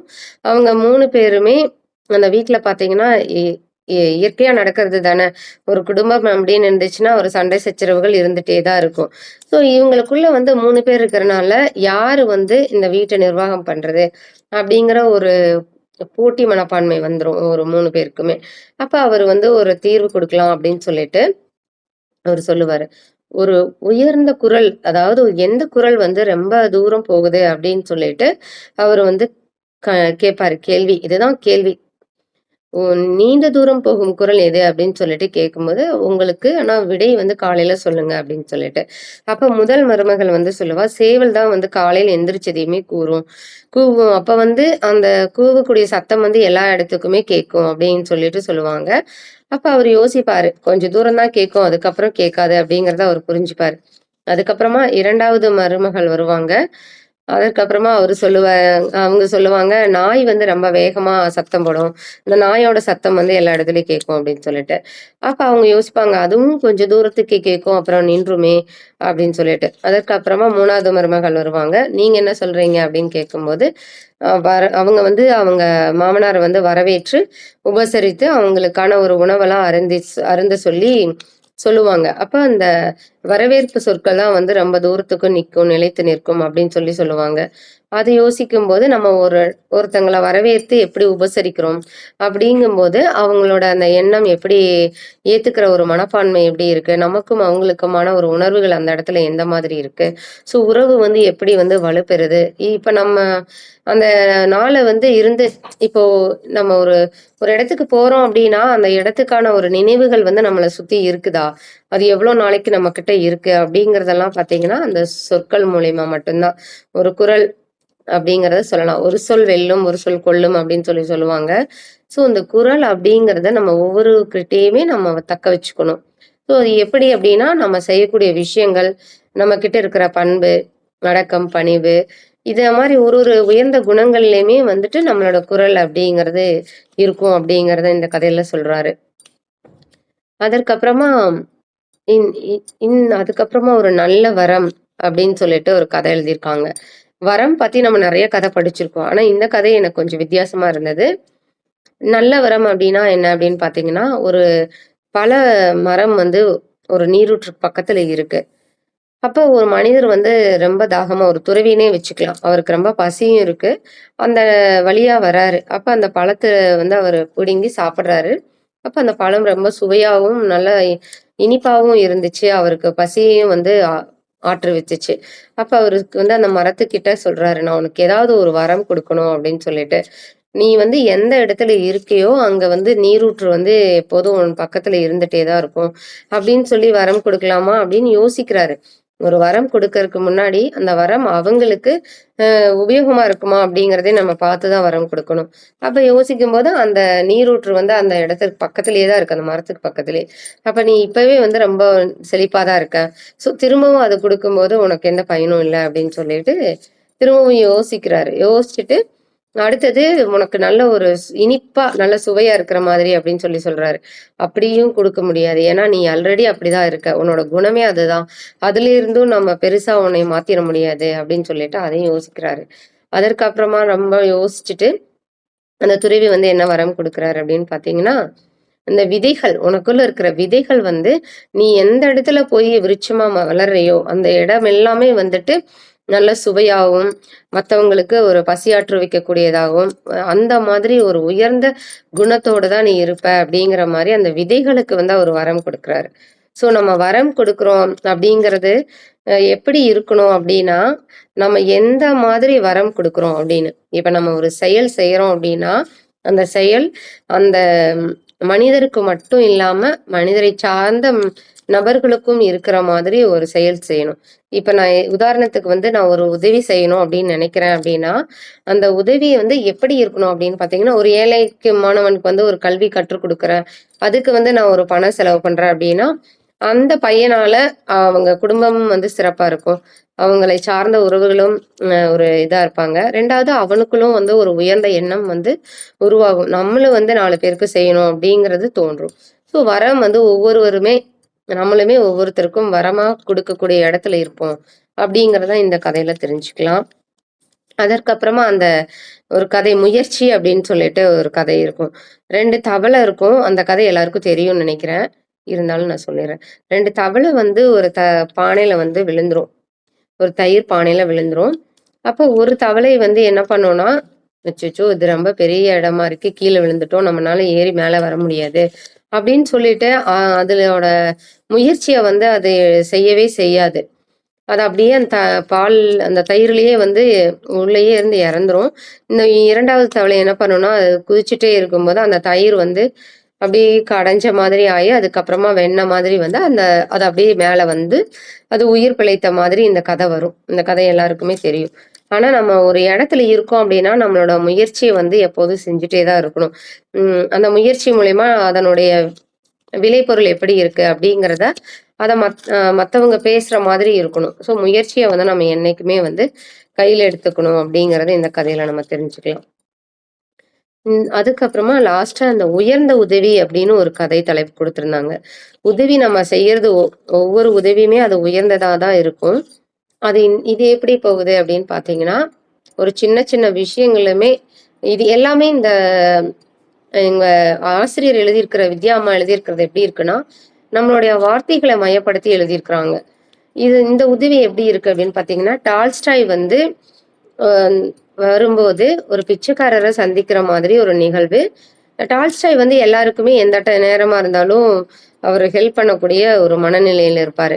அவங்க வீட்டுக்கு போனாலும் சரி, அவங்க வீட்ல இருக்கிற எந்த திங்ஸ்னாலும் வந்து எடுத்து குடுத்துருவாங்க. அவங்க உதவி அப்படின்னு கேட்டு வந்துட்டா, இல்லை அப்படிங்கிற வார்த்தை வந்து அவங்க கிட்ட இருந்து வராது. ஸோ அந்த மாதிரி உதவி செய்யக்கூடியவரா டால்ஸ்டாய் வந்து இருந்தாரு. அப்ப ஒரு பிச்சைக்காரர் வந்து பார்க்கும்போது, அவரோட பாக்கெட்ல வந்து எதுவுமே கிடையாது. அப்ப அவரு சொல்றாரு, அவரு யோசிக்கிறாரு. நாளைக்கு வந்து எங்க வீட்டுக்கு வந்தா, உனக்கு நான் தேவையானதெல்லாம் குடுக்குறேன். இல்ல நீ இப்ப எங்க வீட்டுக்கு போ, நான் எங்க வீட்ல இருக்கிறவங்க கிட்ட சொல்றேன். அந்த மாதிரி சொல்றதுக்கு முன்னாடி அவரு என்ன சொல்றாருன்னா, அந்த பிச்சைக்காரரை பார்த்து, "சகோதரரே, இன்று என்னிடம் எதுவும் இல்லை என் கையில். ஆனால் என் வீட்டிற்கு சென்றீர்கள் என்றால் உங்களுக்கு தேவையான பொருட்கள் அனைத்தும் கிடைக்கும்." அப்படிங்கிற ஒரு நம்பிக்கையான வார்த்தைய சொல்றாரு. அப்ப அந்த பிச்சைக்காரருக்கு என்ன மனசுல தோணுது அப்படின்னா, இவ்ளோ நாளு நான் நெறைய பேர்கிட்ட நான் பிச்சை எடுத்திருக்கேன். ஆனா யாருமே என்னை வந்து சகோதரர் அப்படிங்கிற ஒரு உணர்வோட கூப்பிட்டதே இல்ல. நீங்க ஒரு ஆள் தான் வந்து சகோதரர் அப்படின்னு சொல்லிட்டு சொல்லியிருக்கீங்க. உங்ககிட்ட எதுவும் இல்லைன்னா கூட பரவால்ல. ஆனா உங்களுக்கு உதவி செய்யணும் அப்படிங்கிற மனசு இருக்கு. அதுவே போதும் அப்படின்னு சொல்லிட்டு அந்த இடத்த விட்டு அவரு விலகுற மாதிரி இந்த கதை இருக்கும். ஸோ நம்மளுடைய வார்த்தைகளுக்கு வலிமை இருக்கு. ஒவ்வொரு வார்த்தைகளுமே எந்த மாதிரி நம்ம பயன்படுத்துறோம் அப்படிங்கிறத விவேகானந்தர் கூட சொல்லும்போது சொல்லுவாரு. பேசுறதுக்கு முன்னாடி சகோதர, சகோதரிகளே அப்படின்னு சொல்லிட்டு அவரோட உரைய ஆரம்பிப்பாரு. இந்த மாதிரி நம்மளோட உதவி செய்யணும் அப்படிங்கிற நோக்கம் உயர்வா இருக்கும்போது, நம்மளுடைய உதடுகளிலிருந்து வரக்கூடிய வார்த்தைகளும் வந்து ரொம்ப உணர்வுபூர்வமா இருக்கும்போதே, அந்த சந்திக்கக்கூடிய மனிதர்களுக்கு வந்து ஒரு மிகப்பெரிய ஒரு ஆழ்ந்த ஒரு உணர்வு கிடைக்கும் அப்படிங்கிறத இந்த இடத்துல சொல்லலாம். அந்த மாதிரி ஒவ்வொரு கதையுமே வந்து ஆசிரியர் வந்து எழுதியிருக்கிறாங்க. இந்த கதைய படிச்சுட்டு நம்ம வந்து ஏதாவது ஒரு விஷயத்த நம்ம தெரிஞ்சுக்கிறோமா அப்படின்னு. நம்ம தினம் தினம் வாழ்க்கை பயணத்துல வந்துட்டு நிறைய மனிதர்கள சந்திச்சுட்டு இருக்கிறோம். அவங்களும் நிறைய விஷயங்கள வந்து நம்மளுக்கு கத்துக் குடுத்துட்டு தான் இருப்பாங்க. நம்மளும் மத்தவங்களுக்கு நிறைய விஷயங்கள வந்து கத்துக் குடுப்போம். ஒரு ஒரு இப்ப நம்ம சொல்லுவாங்க, மகிழ்ச்சி இருக்கிறதுக்கு வந்து ஒரு எக்ஸாம்பிளா சொல்லுவாங்க. நல்ல மனிதர்கள் கிட்ட இருந்து நம்ம அந்த நல்ல விஷயங்கள நம்ம கத்துக்கணும். கெட்ட மனிதர்கள் வந்து நமக்கு வாழ்க்கை பாடங்கள கத்துக் குடுக்குறாங்க.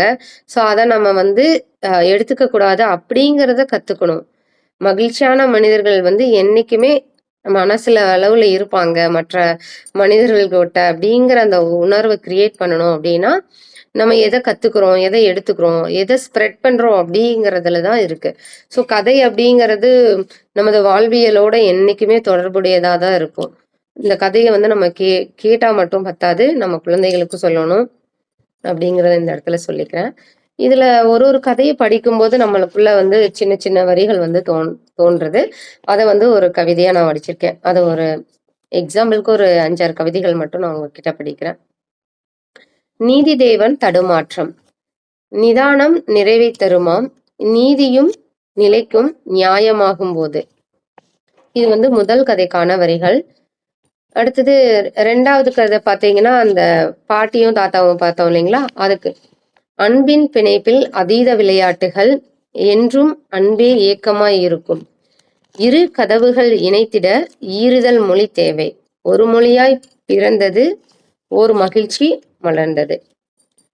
அதற்கப்புறம் நிமிடம். அந்த நிமிடம் ஒரு நிமிட அலட்சியம் அப்படிங்கிற கதைக்கு பார்த்தீங்கன்னா, நிமிடங்களே நிகழ்வினை தோற்றுவிக்கும். நிமிடமும் வாழ்வினை நிறைகளை காட்டும். நிமிடமும் உணர்வின் உயிர்ப்பினை தந்திடும். நிமிடமே உயிரின் உன்னதத்தை உணர்த்தும். அடுத்தது குப்பையும் உப்பு. இந்த குப்பைக்கு பார்த்தீங்கன்னா என்னன்னா, குப்பையும் சேர்ந்திட குணமும் புரிந்திடும். உப்பையும் குறைத்திட உள்ளமும் கூடிடும். நான் 2 லைன் தான் எழுதியிருக்கேன் இந்த கதைக்கு போதும் அப்படின்னு சொல்லிட்டு. அதற்கப்புறம் மகிழ்ச்சியான மனிதன் அப்படின்னு சொல்லிட்டு பார்த்தோம். மகிழ்ச்சியை தேடி மனிதனும் ஓடியே நிகழ்ச்சிகள் பலவும் நடந்திடும் நிலத்திலே. முயற்சியாய் மனத்திலே முழுமையாய் தேடிட மகிழ்ச்சியும் நம்முள்ளே மன நிறைவாய் நிற்குமே. அடுத்தது முயற்சி அப்படின்னு சொல்லிட்டு ஒரு கதை பார்த்தோம் இல்லைங்களா? முயற்சியும் பயிற்சியும் முழுமையாய் வெற்றியே அயற்சியை வாழ்விலே அகற்றிடு என்றுமே. அதற்கப்புறம் சின்ன விஷயம் அது எப்படி அப்படிங்கிறத, சிறியவை மாற்றிடும் செயலுமே பெரியதாய் குறித்திட மனத்திலே குறிக்கோளும் அடையலாம். புரிந்திட உன்னுள்ளே புகழுமே கூடிடும். உரிமையாய் ஏற்றிடு உனக்குள்ளும் தாக்கமாய்.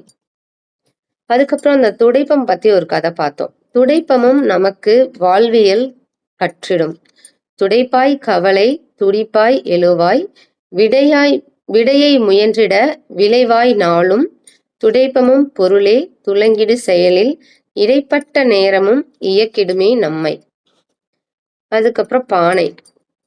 மண்ணிலே உருவாய் மலர்ந்தவள் நீயே எண்ணிலே செயலை என்றுமே ஏற்றமாய் மண்ணுமே மனிதனை மாற்றிடும் நாளிலே திண்ணமாய் மாறிட திகழுவாய் என்றுமே.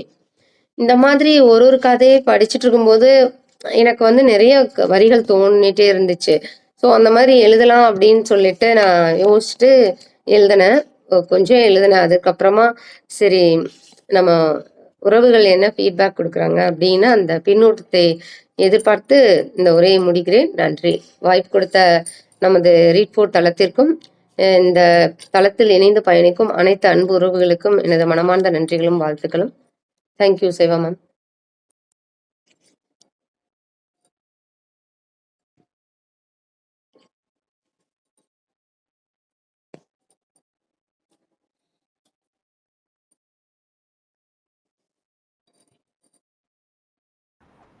Excellent ma'am. ரொம்ப நல்லா இருந்துச்சு. குறிப்பா உங்க கவிதை அது ரொம்ப அருமையா இருந்துச்சு. சின்ன சின்ன கதைகள் தான், ஆனா அருமையா இருந்துச்சு. எல்லாம் கிளாப் பண்ணுங்களேன்.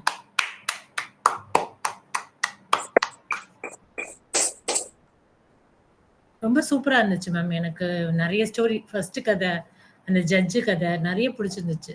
அண்ட் உங்க கவிதையும் எக்ஸலண்டா இருந்துச்சு. Thank you ma'am. ஃபீட்பேக் கொடுக்குறவங்க ஹேண்ட் ரைஸ் பண்ணுங்க. அந்த ஆர்டர்ல நான் கால் பண்றேன். நித்யா தேவி மேம் நீங்க பேசுங்க.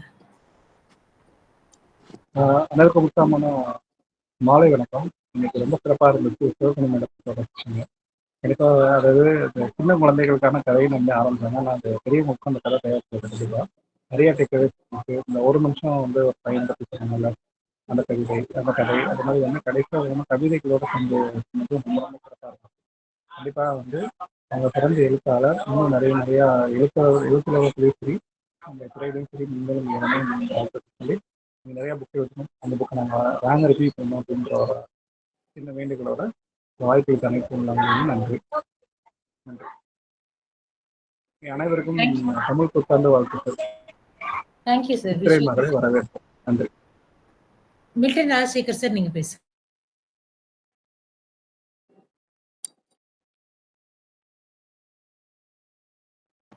மில்டன் சார், வேற யாராவது பேசுறீங்களா? வேற யாராவது ஃபீட்பேக் கொடுக்குறீங்களா? சொல்லுங்க நித்யா. அனைவருக்கும் உற்சாகமான மாலை வணக்கம். நல்லா அழகா சின்னஞ்சிறிய கதைகளை அழகா எடுத்துட்டு வந்தீங்க. நான் தான் கடைசியாக கவிதை எழுதலான்னு பார்த்தேன். நீங்க கவிதை எழுதிக்க உங்களுக்கும் தோணிட்டே இருந்துச்சா? எனக்கு ஒரு நிமிஷம் ரொம்ப பிடிச்சிருந்துச்சு. அந்த மகிழ்ச்சியான மனிதன் அதுவும் ரொம்ப பிடிச்சிருந்தது. இந்த குரல் மௌன குரல் அப்படின்னு நான் போட்டு விட்டேன். ஆனா நம்ம வீட்டுக்கு வர்றவங்களை எப்படி வரவேற்கிறோம் அப்படின்றது ரொம்ப முக்கியமான ஒரு விஷயம். அதை நாங்க நேரடியாவே பார்த்தோம்ல. அந்த ஒரு விஷயமும் நல்லா இருந்துச்சு. மத்த எதையும் விட்டு கொடுக்கணும். நம்ம வந்து ஒவ்வொரு கதையா பார்க்கறதுல அந்த கதையில நம்ம என்ன கவனிச்சோம். சின்ன சின்ன கதையா இருக்கு. ஆனா எங்களுடைய வாழ்க்கை அந்த கதையில தான் முடியும். என்னோட குழந்தைக்காக வாங்கின இந்த புத்தகம் அப்படின்னு சொன்னது. அத ஒவ்வொரு விடயத்தினையும் கம்பேர் பண்ணி நம்ம லைஃப்ல எப்படி அச்சீவ் பண்ண போறோம். நம்ம எங்க இந்த மாரி இருக்கோம். ஒரு பிச்சைக்காரன கூட சகோதரனையும் குடுத்தேன். அப்ப கூட நினைச்சேன், அவன் ஒரு பிச்சைக்கார பையனா இருப்பான் போல. அவனோட சொந்தக்காரன் அவன் அப்படின்னு சொல்லிட்டு, அந்த மாரி நினைச்சுக்கலாம். அதாவது நம்மள ஈக்குவல் பண்ணி நம்ம ஒரு உறவுகள சொல்லும் பொழுது, அந்த மாரி விஷயங்கள். இந்த கதைகள் வந்து ரொம்ப பெரிய ஒரு தாத்பரியம். ஏன்னா நம்ம சொல்றத கேட்கறது வந்து ஒரு விதம்னா, சொல்றது வந்து ரொம்ப ரொம்ப அழகா அத வந்து எப்படி கன்வே பண்ணணுமோ. ஏன்னா இன்னைக்கு வந்து நெறைய இழுத்துக்கிட்டே ஜவ்வு மாரி இழுத்துட்டு போற கதைகள் பிடிக்கல. சின்ன கதை தான் பிடிச்சிருக்கு. சிங்காரமா அழகா சொல்லியிருக்கீங்க. எங்களுக்கு புத்தாண்டு வாழ்த்துக்களோட. உங்களுடைய கவி வரிகளையும் அத இணைத்து சொன்னது, அந்த தாத்தா, பாட்டி அன்பு, அரவணைப்பு, அந்த வார்த்தைகள்லாம் ரொம்ப சொல்லாடல்லாம் ரொம்ப சிறப்பான சொல்லாடல்கள எடுத்துட்டு வந்து அழகா அங்க குடுத்துருக்கீங்க. மென்மேலும் வளர வேண்டும். வாழ்த்துக்கள். நன்றி, வணக்கம். வாய்ப்பிற்கு. தேங்க்யூ. பேசுங்க சார். வணக்கம் மேடம். பேசலாமா சேவா மேடம்? பேசுங்க, பேசுங்க. ரொம்ப சந்தோஷம். இனி தமிழ் புத்தாண்டு நின்று இவ்வளோ சிறப்பான ஒரு கதையை வந்து அன்பு சகோதரி சிவகனி அம்மா வழங்குகிறது ரொம்ப மகிழ்ச்சி. அதுவும் ரெட் ஃபோர்ட்ல வழங்குறது ரொம்ப சந்தோஷம். ஃபர்ஸ்ட் வழக்கம் போல சேவா மேடத்துக்கு நன்றி. இந்த நித்யா தேவி சொன்ன மாதிரி தாத்தா பாட்டி கதை பேரன் வந்து எப்பவுமே சொல்ற மாதிரிதான் 1 மினிட் ப்ளீஸ் 1 மினிட் ப்ளீஸ்ன்னு சொல்லிட்டு அந்த 1 மினிட் எப்போ வருதுன்னு தெரியாது. ஸோ அது மாதிரி ரொம்ப அழகா அந்த கதையும் இது. அதே மாதிரி இந்த எலி பூனை நாயில வந்து மொழி பிரச்சனையும் அழகா டீல் பண்ணீங்க. ஒரு ஒரு ஒரு மொழி கூட ஒரு மொழி கத்துக்கிறது எவ்வளவு யூஸ்ஃபுல்லா இருக்குன்றது ரொம்ப அற்புதமான விஷயம். அதை கத்துக்கிறது வந்து அவ்வளவு ஈஸியான விஷயம் இல்லை. முட்டி மோதி கத்துக்கினா அது எப்பவும் வந்து பயனுள்ளதான் ஒரு ஆளுமையோட இருக்குன்றது ரொம்ப அருமையான விஷயம். அந்த சட்ட கதை வந்து அப்புறம் அதே மாதிரி தவளை கதை அப்புறம் வந்து எல்லாத்த விட உச்சம் வந்து உலகத்துல தலை சிறந்த எழுத்தாளர்ல ஒருத்தர் தலை சிறந்த மனிதர்ல ஒருத்தர் டால்ஸ்டாய். அவருடைய அந்த ஒரு வார்த்தை வந்து செம செம சும்மா சொல்லக்கூடாது. அதாவது வந்து எஸ் ராமகிருஷ்ணன் பறவை கொண்டை பத்தி பேசும்போது சொன்ன அந்த ஒரு பாடல் ஒரு ட்ரெயின்ல ஒரு பிச்சைக்காரனை சந்திக்கிறாரு. அந்த பிச்சைக்காரன் வந்து பாட்டு பாடுறான். அந்த பாட்டு வந்து அப்படியே இவருடைய உள்ளத்தை மாத்தி அப்படியே வந்து ரொம்ப அந்த பரவச நிலைக்கு பல மாதங்கள் அந்த பரவச நிலையை இருந்தேன் அப்படின்ற சமரசம் ஒரு விடமே அந்த பாட்டை குறிப்பிட்டு அவன் இந்த அளவுக்கு எமோஷன் ஆயிருப்பான் பாடியிருப்பான். அது வந்து அந்த எமோஷன் வந்து அவன் பாடின எமோஷன் இவருக்கு வந்துருச்சு. அதே மாதிரி அதே எமோஷன் வந்து நான் ஃபீல் பண்ணேன். அதாவது அந்த இடத்துல அவனால இவருக்கு ஏற்பட்ட எமோஷன் இதுல வந்து பிச்சைக்காரனுடைய எமோஷனை பத்தி டால்ஸ்டாய் சொல்ற ஒரு வார்த்தையினால அதோட அழகா கனெக்ட் பண்ணீங்க.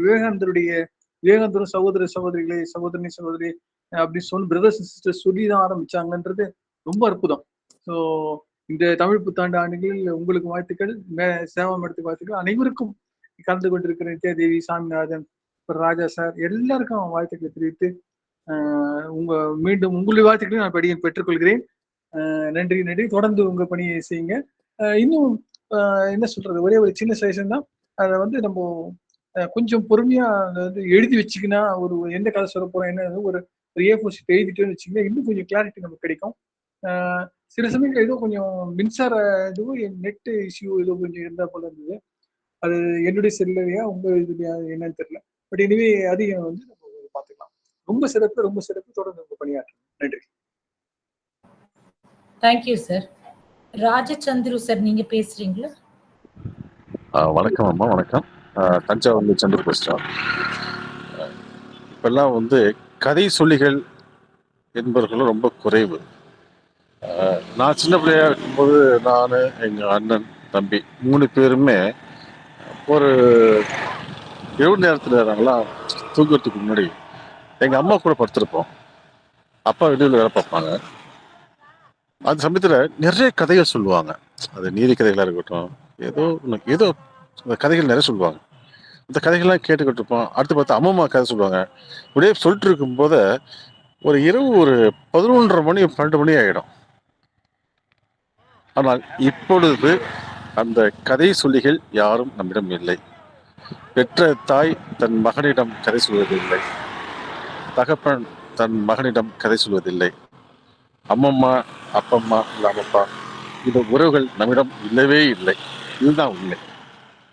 அப்ப என்ன அப்படி பார்க்கும்போது இடைவெளியிலாவது கிடைக்குதா அப்படிங்கும்போது இன்னைக்கு திருச்சி சிவகணி அம்மா அவர்களுடைய இந்த கதை நேரம் ரொம்ப பிடிச்சிருந்துச்சு. ஒரு வார்த்தை சொன்னாங்க, குப்பை குறைத்தால் உறவுகள் வளரும். நான் வேற மாதிரி எடுத்துட்டேன். எப்படின்னா, கூட சொன்ன வந்துடும், அதெல்லாம் பார்க்கக்கூடாது, அதை குறைச்சிட்டு சொன்னா உறவுகள் நம்ம கூட இருக்கும்ல இருக்கு, அப்படியே எல்லாத்தையும் அட்ஜஸ்ட் பண்ணி போ அப்படின்னு சொல்றாங்க. அந்த இதை நான் அப்படிதான் எடுத்துக்கிட்டேன். அவங்க என்ன சொன்ன தெரியல, என் மனசுக்கு நான் எடுத்துக்கொண்ட விதம் அதுதான். இதே போல நிறைய சொல்லிட்டு வந்தீங்க. ஆனால் நிறைய பேருந்து சத்தம் எனக்கு இப்போ புறவழிச்சாலை இருக்கிறனால எனக்கு முடியல கேட்கறதுக்கு. ஆனால் எனக்கு வந்து இந்த வாய்ப்பை தந்த எங்களுடைய வித்யாதேவிக்கு தான் நான் முதல் நன்றியை தெரிவிச்சுக்கணும். அவங்க சொன்னா எல்லாம் வந்துருங்க, சிவகணி அம்மா வந்து பேசுறாங்க அப்படி சொல்லிட்டு எல்லாரும் வாங்க அப்படின்னாங்க. வித்யாதேவிக்கு என்னுடைய வாழ்த்துக்கள். வணக்கம்மா, மகிழ்ச்சி. அது சிவகணி அம்மாவுடைய ஒளி வாங்கி பேச்சை கேட்டிருக்கிறேன், ஆனால் இணையவழி மூலமாக ஒரு கதை சொல்லியாக இப்பொழுது நான் பார்க்கிறேன். இது தொடர வேண்டும், அவர் திறமை மேலும் வளர வேண்டும். உங்களுடைய கதை சொல்லிகள் என்பது அது படைப்பாக வேண்டும் என்பது என்னுடைய வாழ்த்துக்கள்மா. மகிழ்ச்சி. நித்தியமா வாய்ப்பு நீ ஏற்படுத்தி கொடுத்திய இணைப்பு கொடுத்தது ரொம்ப நன்றிங்கம்மா. Thank you sir. இது வந்து 365 டேஸ் நடக்குது. எல்லா நாளும் இதே லிங்க்ல ஜாயின் பண்ணா யாராவது கதை சொல்லுவாங்க, இல்ல புக் எப்போ டைம் இருக்கே வந்து கேட்கலாம். நீங்க பேசுறதா இருந்தாலும் சொல்லுங்க சார். நான் எனக்கு பேசுறேன், இத்திய அளவுக்குலாம் வர முடியாது. அவங்களாம் அடுக்கு மொழி அப்படியே கூட்டிட்டு போயிட்டே இருப்பாங்க. சிவகணி அம்மா பொறுமையா பேசுறாங்க. ஓரளவு கதை சொல்லுவேன், நீங்களும் அது மாதிரி படிச்ச புத்தகம் ஏதாவது சொல்லலாம், எல்லாம் கத்துக்கலாம். எப்பயுமே நான் கடைசி பெஞ்சு மாணவன் தான், உங்களுக்கு வந்து நிறைய கற்றுக் கொடுக்கிறேன்மா. நன்றி. நன்றிங்க அம்மா. ஒரு நிமிஷம் பேசலாமா? ஒரே சின்ன விஷயம் சொல்லுங்க. அதான் இந்த சிவகம்மா மேடம் வந்து இன்னைக்கு வழக்கமா வந்து அவருடைய பேச்சு கேட்டிருப்போம், பேச்சாளராக, அப்புறம் வந்து கவிஞராக பார்த்திருக்கிறோம். இப்போ வந்து இன்னைக்கு வந்து அவர் சொன்ன மாதிரி, ரவிச்சந்திர சொன்ன மாதிரி கதை சொல்லிகள் ரொம்ப பிறகு கதை சொல்லியாக இன்றைக்கு தமிழ் புத்தாண்டு நாள்ல இன்னைக்கு வந்து அவதாரம் எடுத்திருக்கிறது ரொம்ப சந்தோஷம். தொடர்ந்து இதை வந்து இன்னும் சிறப்பா அவங்க செய்யணும்னு வாழ்த்துக்கிறேன், வேண்டுகிறேன். நன்றி, வணக்கம். மறுபடியும் சொல்றேன், எனக்கு இந்த நாள் வந்து நீங்க தமிழ் புத்தாண்டு சொல்றோம்.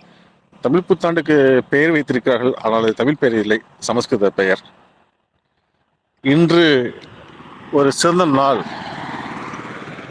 நமக்கெல்லாம் முதுகெலும்பாக, இன்னும் சொல்ல போனா நம்முடைய விவசாயத்தின் நாள், நல் ஏர் பூட்டும் நாள். இதுதான் இன்னைக்கு. இதை யாரும் தெரிவிக்கிறதில்ல, இல்லை மறந்துட்டோம். நல்லீர் பூட்டும் நாள் தான் இன்னைக்கு. அந்த விழா கிராமங்களில் இருக்கிறது. நாம் இன்று உணவு அருந்துகிறோம் என்று சொன்னால் இந்த நாள் தான் பெருமையாக இருக்கும். இதை சொல்லாமல் யாரோ ஒருத்தர் சொன்னதை வச்சு 64 குழந்தைகளுடைய பெயரை எப்படி சொல்ல தெரியல. அது ஒரு மோசமான கதை. அது வேண்டாம், அது புராணங்கள் வந்துட்டு. அந்த 64 குழந்தைகளுடைய பெயரை இந்த தமிழ் ஊடகமாக ஒருத்தர் படிச்சுட்டு போயிருக்காங்க. அதை நாம் எப்படி பின்பற்றோம் தெரியல. பின்பற்றுவதை பற்றி நான் சொல்லவில்லை. ஆனால் நல்லிருப்புட்டும் நாள் என்பதை மட்டும் மனதிற்குக் கொள்வோம். அருவிமேதை அம்பேத்கருடைய 134 பிறந்தநாள் என்பதை மனதில் கொள்வோம். மகிழ்ச்சிமா. நன்றி நன்றிங்க. Thank you Sivakani ma'am once again. ரொம்ப நல்லா இருந்துச்சு. ரொம்ப அருமையான கதைகள். ரொம்ப இயல்பா வீட்டில் உட்காந்து சொல்ற மாதிரி சூப்பரா சொன்னீங்க. ரொம்ப அருமையா இருந்துச்சு. எனக்கு ரொம்ப பிடிச்சிருந்துச்சு. கலந்து கொண்ட அனைவருக்கும் நன்றி. நாளைக்கு வந்து யாழினி மேம் பேசுறாங்க. எல்லாரும் இதே லிங்க்ல வந்து ஜாயின் பண்ணுங்க. சொல்லுங்க சிவகனி மேம். உயர்ந்த மனிதர்களின் உயர்வான ஊக்கமான கருத்துக்கள் உன்னதமாய் உணர்வாய் என்றும் உயர்ப்பாக வைக்கும். உங்களுடைய வாழ்த்துக்கள் என்றும் என்னுடைய தொடர்ந்து பயணிக்கும். ஸோ எனக்கு ஊக்கம் கொடுக்கிற ஒவ்வொரு உறவுகளுக்கும் நன்றி. வாய்ப்பிற்கு நன்றி மேடம். அனைவருக்கும் சித்திரை திருநாள் வாழ்த்துக்கள் மீண்டும். Thank you thank you. கலந்து கொண்ட அனைவருக்கும் நன்றி. நான் செஷன் எண்ட் பண்ணிக்கிறேன். தேங்க்யூ.